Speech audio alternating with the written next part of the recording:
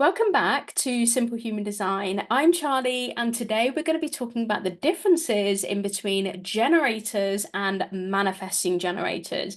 Now, you guys are often classed as one type because you have that sacral center definition that no one else has in the world. So you're kind of known as like the energy type. You guys have got that sacral defined, sort of really amazing life force energy, that consistency to go, go, go and do, do, do. But actually, there are quite a few differences in between generators and manifesting generators, and it's really, really useful for you to understand the difference. Now, what I'm going to talk to you about mostly in this podcast episode is the International Human Design School version of what manifesting generators and generators are. Okay, now if you go out there into the world and you look at, other people talking about human design, other people who have kind of like, spent a lot of time out there, kind of like learning it, etc., you may come across people who have a slightly different take, especially when it comes to the manifesting generator side of things. But most of what I'm going to talk to you today has actually come from the International Human Design School, which is where I have my qualification as a Living Your Design guide.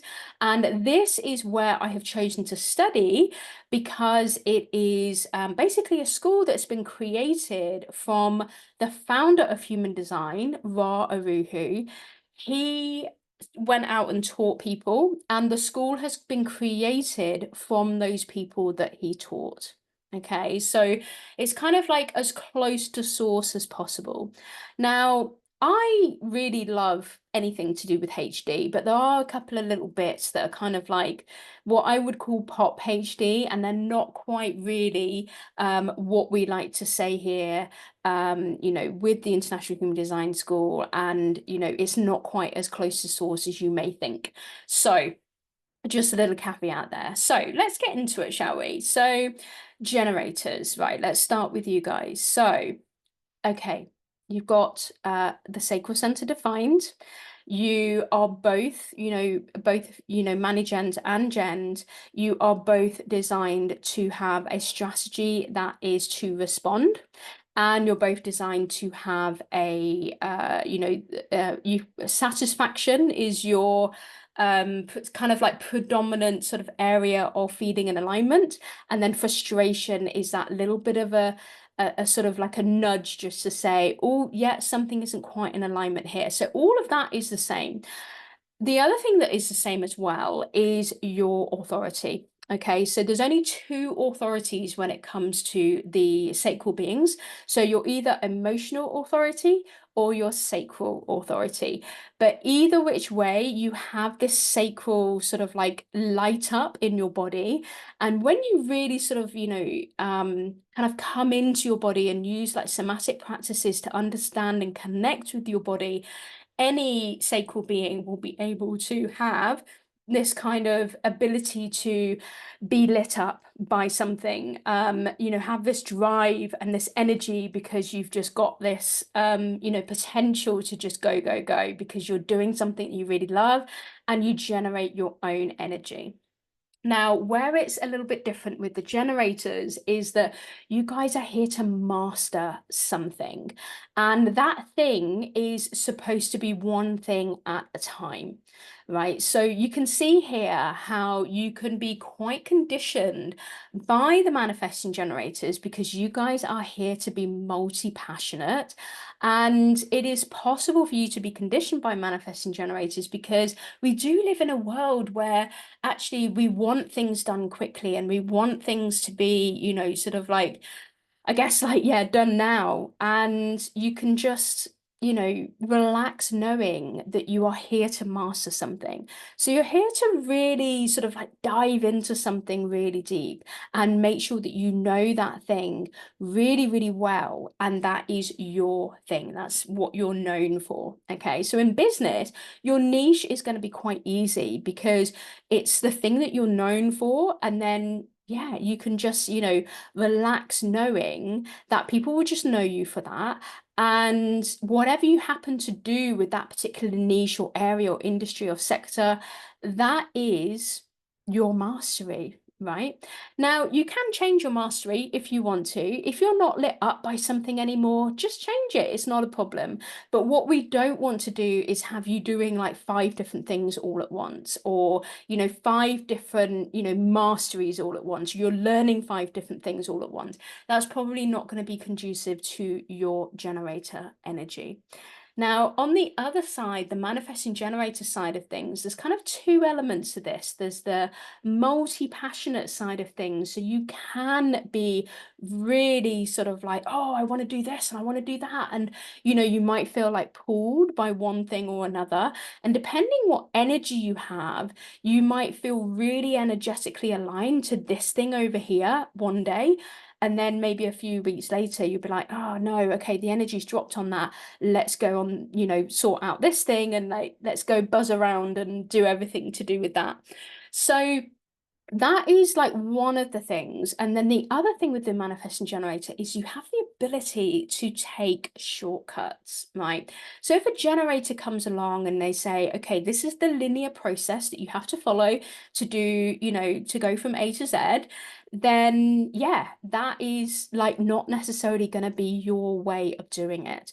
It's their way and that's perfect for them, but it's not necessarily your way. You might go from A to K to M to N O and then over to Z, right? So you might skip steps. And that's because you have the ability to see those steps, see those gaps, plug them really quickly and just move on really quickly as well. So yeah, if someone comes along and says, yeah, you need to follow this A to Z, then don't worry about that so much. Now, the issue here with the manifesting generator is that you guys are a little bit impatient, okay? Because you will get yourselves into a time, like a period of time at some point where things aren't moving quick enough. Things haven't dropped into your awareness quick enough.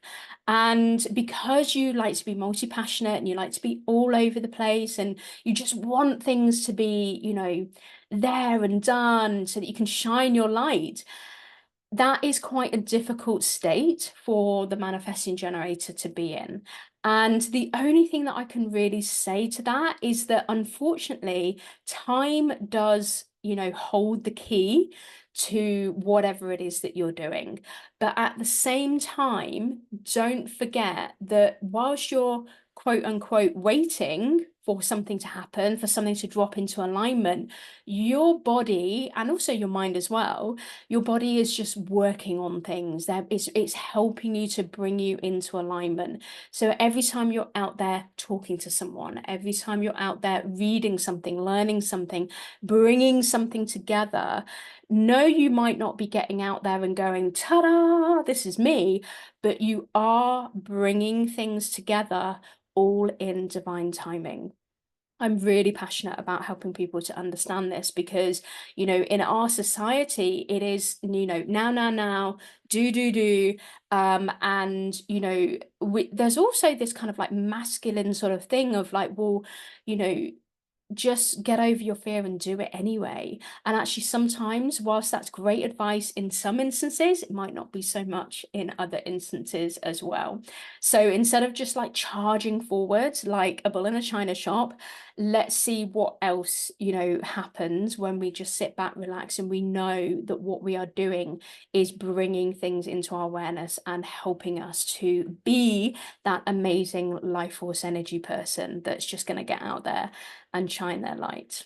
Okay, so those are the main differences between generators and manifesting generators. If you want to know a little bit about the mechanics in the human design body graph, a manifesting generator is someone who has a motor center that's connected to the throat center. Okay, so the motor centers are the solar plexus, the heart center, the sacral center. Obviously, you've got that defined, so that might be what's connecting you to the throat, or the root center. It doesn't have to be a direct connection. It could go via the G center. It could even go sort of like sacral spleen and then up to the throat. It doesn't matter how it's connected, but as long as there is a flow of energy that doesn't stop, that makes you a manifesting generator. And because of that, This is the reason why you have the ability to just, be, out there really, really fast and everything, because the throat center is all about expression and manifestation as well. So you have a quick, so don't forget, quick comes from motor. It's like a generating, an energy generating center. So that quick motor, just the energy just goes out and up through the throat, and it manifests and it expresses, and that is why you're so, ta-da. When it comes to generators, now generators, you don't have that direct connection. So you may be a generator that actually just has the sacral center and the root center. Okay, I've done a reading for someone like that. They're still a generator, even though they've got so many centers open. And yeah, it still makes them a generator, but they don't have any energy going to the throat. So they are designed to really, really master what it is that they're doing in their life with that definition that they have. And the root and the sacral definition is their motor centers, so there's still a lot of energy in there. There's still so much, sort of like, I guess, like passion and drive and ambition as well with the root center. So, there's a lot to be said about the different types of generators and the way that you're defined, and etc. If you're a splits definition generator, you could also have maybe the throat and the ajna defined, but then also I guess we could say the sacral and the spleen defined. So yes, you're still a generator. Yes, you've got the throat defined, but there's no connection in between them. So it doesn't make you a manifesting generator. But again, that just makes you so unique and so beautiful as to who you are. So you can really harness those gifts of, having that idea generation all the time, the ability to, push out the wonderful expression and manifestation in the world, but also have that, sort of consistent life force energy. As you can tell, I think that every single chart is absolutely amazing, and I love everybody who comes and has a human design reading with me. But anyway, let me hold it there. I won't go into the pop HD side of things because, as I said, I do only learn from IHDS. But if you've got any questions about the differences, or if you want to know a little bit more about the nuance of your chart specifically, then please just drop me a DM on Instagram or email me at hello@charliegarnham.com, and I'm more than happy to get back to you. So thank you very much for joining me on this episode of Simple Human Design. I will see you next time on the next bite-sized episode to teach you more about the human design system. Ta-da for now.